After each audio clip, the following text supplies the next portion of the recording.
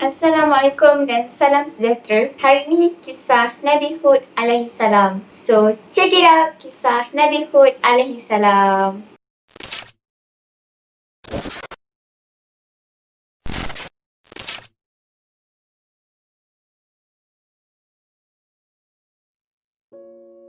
Genealogi Nabi Hud. Nama sebenar Nabi Hud ialah Hud bin Abdullah bin Ribah bin Kulud bin Ad bin Aus bin Irim bin Syam bin Nuh.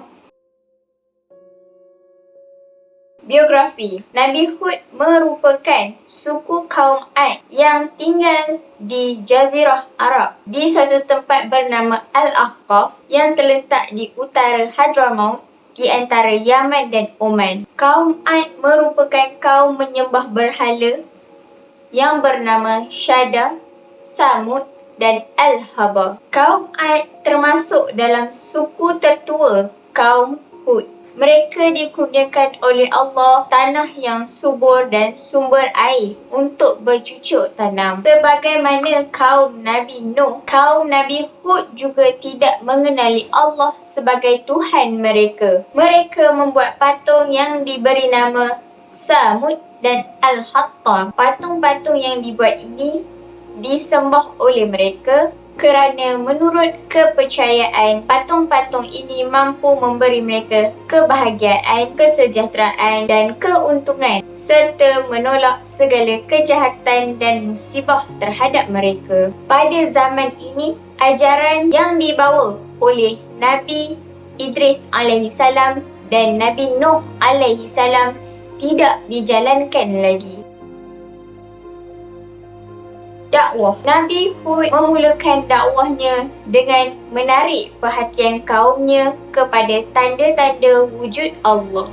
Nabi Hud memberitahu bahawa Allah lah yang telah menciptakan mereka, memberikan mereka dengan kenikmatan hidup dan dialah yang patut disembah oleh mereka dan bukannya patung-patung yang mereka buat sendiri. Diterangkan oleh Nabi Hud bahawa dialah pesuruh Allah yang ditugaskan untuk membawa mereka ke jalan yang benar, untuk beriman kepada Allah yang memberi mereka kenikmatan hidup, yang menciptakan mereka, menghidupkan dan mematikan, serta memberikan rezeki dan mencabutnya daripada mereka. Nabi Hud tidak pernah mengharapkan upah di atas usahanya membawa mereka ke jalan yang benar. Nabi Hud hanya menjalankan perintah Allah dan mengingatkan kepada kaumnya bahawa jika tidak mengingati mereka mengenai kisah kaum Nabi Nuh yang diturunkan azab oleh Allah serta meminta mereka berhenti untuk menyembah berhala. Bagi kaum Ad, seruan dan dakwah yang disampaikan oleh Nabi Hud adalah sesuatu yang tidak pernah mereka duga. Mereka mendapati bahawa ajaran yang dibawa oleh Nabi Hud akan mengubah kepercayaan, adat istiadat dan membongkar peraturan yang mereka kenal dan mereka warisi daripada nenek moyang mereka. Mereka tercengang dan merasa hairan kerana seorang daripada suku kaum mereka sendiri berani berusaha merombak tata cara hidup mereka, menggantikan agama dan kepercayaan mereka dengan sesuatu yang mereka tidak kenal dan tidak mengerti serta tidak diterima oleh akal fikiran mereka. Pembalasan Allah terhadap kaum Ad yang kafir dan membangkang itu didatangkan dalam dua tahap. Tahap pertama merupakan kekeringan yang melanda kawasan kebun mereka. Dalam keadaan demikian, Nabi Hud masih berusaha menerangkan bahawa ini adalah azab Allah yang dijanjikan kepada mereka.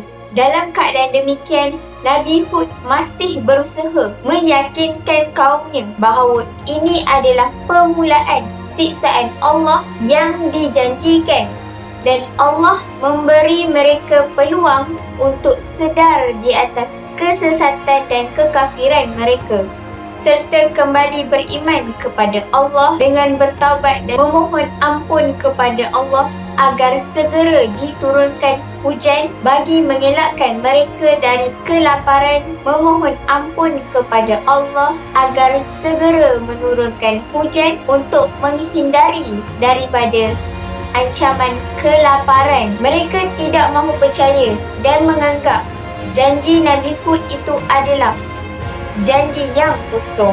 Mereka terus pergi menghadap berhala dan membuat penyembahan untuk menghindarkan mereka daripada musibah. Akibat tentangan mereka kepada janji Allah yang diwahyukan kepada Nabi Hud, pembalasan tahap kedua diturunkan oleh Allah kepada kaum Ad. Pembalasan tahap kedua dimulai dengan terlihatnya gumpalan awan dan mega hitam yang tebal di atas mereka dan disambut oleh mereka dengan sorak-sorai gembira kerana mereka menyangka bahawa hujan akan turun menyirami ladang mereka yang kekeringan. Melihat sikap suku Aid yang gembira, Nabi Hud berkata, "Mega hitam itu bukanlah mega hitam dan awan rahmat bagi kamu. Kamu sebagai pembalasan Allah yang telah kujanjikan kamu ternanti-nanti untuk membuktikan kebenaran kata-kataku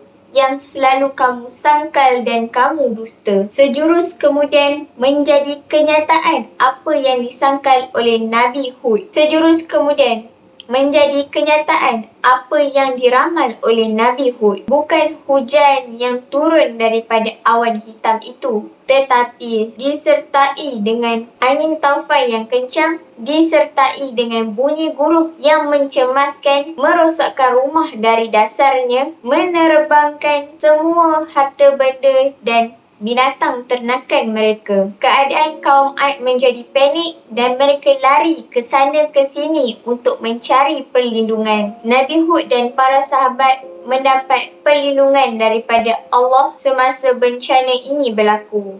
Setelah cuaca menjadi tenang dan tanah Al-Ahqaf senyap sunyi daripada kaum Ad, berhijrahlah Nabi Hud meninggalkan Al-Ahqaf ke Hadramaut. Nabi Hud menghabiskan sisa hidupnya wafat dan juga dimakamkan di sana. Kisah Nabi Hud diceritakan dalam 68 ayat daripada 10 surah di dalam Al-Quran. Di antaranya adalah surah Hud ayat 50 hingga 60. Dan kepada kaum Ad, kami utuskan saudara mereka Nabi Hud. Ia berkata, "Wahai kaumku, sembahlah kamu akan Allah. Sebenarnya tiada Tuhan bagi kamu selain daripadanya. Kamu hanyalah orang-orang yang mengada-ngadakan perkara-perkara yang dusta terhadap Allah." Surah Hud ayat 50.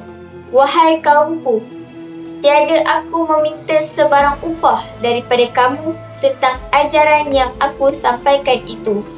Upahku hanyalah dari Allah yang menciptakan daku. Maka mengapa kamu tidak mahu menggunakan akal untuk mengetahui kebenaran? Surah Hud ayat 51. Dan wahai kaumku, mintalah ampun kepada Tuhan kamu, kemudian kembalilah taat kepadanya, supaya ia menghantarkan kepada kamu kekuatan di samping kekuatan kamu yang sedia ada, dan janganlah kamu membelakangkan seruanku dengan terus melakukan dosa. Surah Hud ayat 52.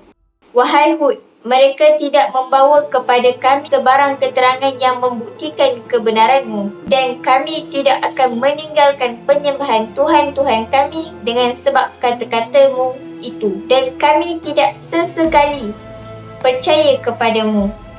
Surah Hud ayat 53. Kami hanya boleh berkata bahawa setengah dari Tuhan-Tuhan kami telah mengenakanmu sesuatu penyakit gila disebabkan engkau selalu mencaci penyembahan kami itu. Nabi Hud menjawab, sesungguhnya aku menyeru Allah menjadi saksi tentang kebenaranku, dan kamu juga saksikanlah bahawa aku bersih dari dosa perbuatan syirik kamu. Surah Hud ayat 54.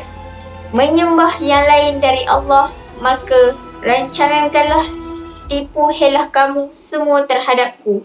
Kemudian jalankanlah terus, janganlah kamu beri tempoh kepadaku mempertahankan diri. Surah Hud ayat 55. Kerana sesungguhnya aku telah berserah diri kepada Allah, Tuhanku dan Tuhan kamu. Tiadalah sesuatu pun dari makhluk-makhluk yang bergerak di muka bumi, melainkan Allah jualah yang menguasainya. Sesungguhnya Tuhanku tetap di atas jalan yang lurus. Surah Hud ayat 56. Dalam pada itu, jika kamu membelakangkan juga seruanku, maka tidaklah menjadi hal kepadaku, kerana aku telah sampaikan kepada kamu apa yang telah diutuskan oleh Allah untuk menyampaikan, dan Tuhanku akan menggantikan kamu dengan suatu kaum yang lain setelah kamu dibinasakan, dan kamu pula tidak akan dapat membahayakannya sedikit pun. Sesungguhnya Tuhanku Maha Pengawal dan Pemelihara tiap-tiap sesuatu. Surah Hud ayat 57. Dan apabila datang azab kami selamatkan Nabi Hud beserta dengan umatnya yang beriman dengan rahmat dari kami, dan kami selamatkan mereka dari azab yang keras. Surah Hud ayat 58. Dan itulah peristiwa kaum Ad. Mereka mengingkari ayat-ayat keterangan Tuhan mereka, serta mereka menderhaka kepada rasul-rasulnya, dan mereka menurut perintah tiap-tiap ketua yang bermaharajalela. Lagi degil dalam keingkarannya. Surah Hud ayat 59. Dan mereka ditimpakan laknat yang tidak putus-putus dalam dunia ini. Dan pada hari kiamat, ketahuilah sesungguhnya kaum Ad itu telah kufur, ingkar kepada Tuhan mereka. Ketahuilah sesungguhnya kebinasaanlah bagi Ad kaum Nabi Hud. Surah Hud ayat 60.